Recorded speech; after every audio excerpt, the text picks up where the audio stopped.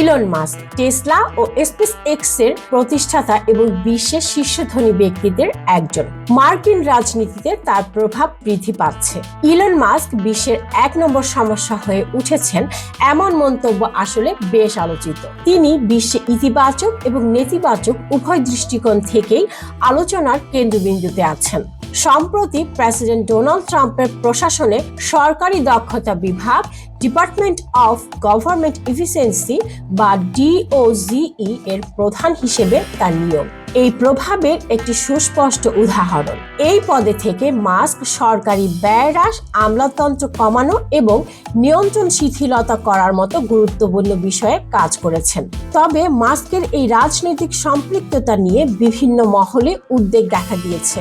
বিশেষজ্ঞরা মনে করছেন তার মতো বেসরকারি সংস্থার মালিকদের রাজনীতিতে এমন প্রভাব গণতন্ত্রের জন্য হুমকি স্বরূপ হতে পারে। তিনি মার্কিন উন্নয়ন সংস্থা USAID কে অপরাধী সংগঠন আখ্যা দিয়ে এটি মৃত্যু হওয়া উচিত বলে মন্তব্য করেছেন। তবে মাস্কের রাজনৈতিক উচ্চাভিলাষ শুধু যুক্তরাষ্ট্রেই সীমাবদ্ধ নেই। তিনি কট্টর ডানপন্থী ট্রাম্পকে ক্ষমতায় আনতে সহায়তা করেছেন।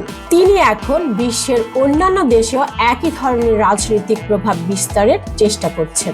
দক্ষিণ আফ্রিকায় জন্ম নেওয়া মাস্ক তার বিশ্ব ভ্রমণ শুরু করেছেন। তিনি চরম ডানপন্থী মতাদর্শ উস্কে দিচ্ছেন এবং যুক্তরাজ্যে তার অনুগত উগ্রপন্থী নেতাদের ক্ষমতায় বসানোর চেষ্টা করছেন।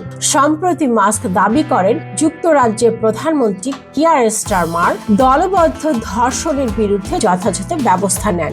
টুইটে তিনি লেখেন, স্টারমার ব্রিটেনের ধর্ষণের ঘটনায় সহযোগী ছিলেন এবং তার বিচার হওয়া উচিত। মাস্ক যুক্তরাজ্যের উপমন্ত্রী জেস ফিলিপসকে ধর্ষণের সমর্থক বলে উল্লেখ করেছেন এবং রাজা চার্লসকে পার্লামেন্ট ভেঙে দিয়ে নতুন নির্বাচন দেওয়ার আহ্বান জানিয়েছেন।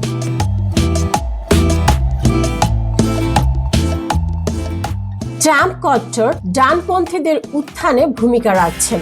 তিনি ইতালির প্রধানমন্ত্রী জর্জিয়া মেলোনির সঙ্গে ঘনিষ্ঠ সম্পর্ক গড়ে তুলেছেন, যেখানে মাস্ক পরোক্ষভাবে ভূমিকা রেখেছেন। এছাড়া মাস্ক প্রকাশ্যে আর্জেন্টিনার প্রেসিডেন্ট হাভিয়ের মিলিয়েরি প্রশংসা করেছেন। মিলিয়েরির কঠোর অর্থনৈতিক নীতিগুলো তার ডজ নীতির অনুপ্রেরণা হিসেবে কাজ করেছে। মিলেই ট্রাম্পের অভিষেক অনুষ্ঠানেও উপস্থিত ছিলেন।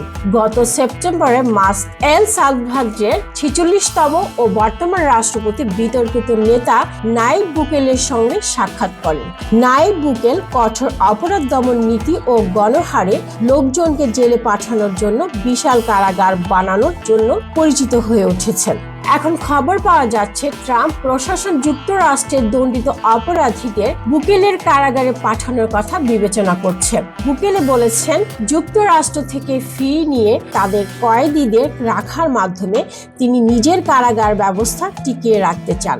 মাস্কের ডানপন্থী প্রভাব এতটাই বেড়েছে যে তিনি কোনো মন্তব্য না করলেও কিছু দেশে তা প্রভাব ফেলছে। পোল্যান্ডে এক জরিপে দেখা গেছে প্রায় 45% ভোটার মাস্ক সমর্থিত প্রার্থীকে ভোট দিতে পারেন। এটি ঠিক, মাস্কের বৈশ্বিক ডানপন্থী বিপ্লবের প্রচেষ্টা এখনো প্রাথমিক অবস্থায় রয়েছে। তার কিছু পদক্ষেপ সফল হতে পারে, আবার কিছু ক্ষেত্রে তিনি হয়তো যেরকম প্রভাব চাচ্ছেন তা নাও হতে পারে। তবে এটি চিন্তার বিষয় যে বিভিন্ন দেশের অভ্যন্তরীণ রাজনীতিতে হস্তক্ষেপ করার ক্ষেত্রে মাস্ক অনেক দূর এগিয়ে গেছেন। মাস্কের ভবিষ্যৎ রাজনৈতিক প্রভাব সম্পর্কে বলা যায়, তার বর্তমান ভূমিকা এবং কর্মকাণ্ড মার্কিন রাজনীতিতে বেসরকারি খাতের প্রভাবের একটি নতুন দৃষ্টান্ত স্থাপন করেছে। তবে এই প্রভাব কতটা ইতিবাচক বা নেতিবাচক হবে তা সময়ই বলে দেবে।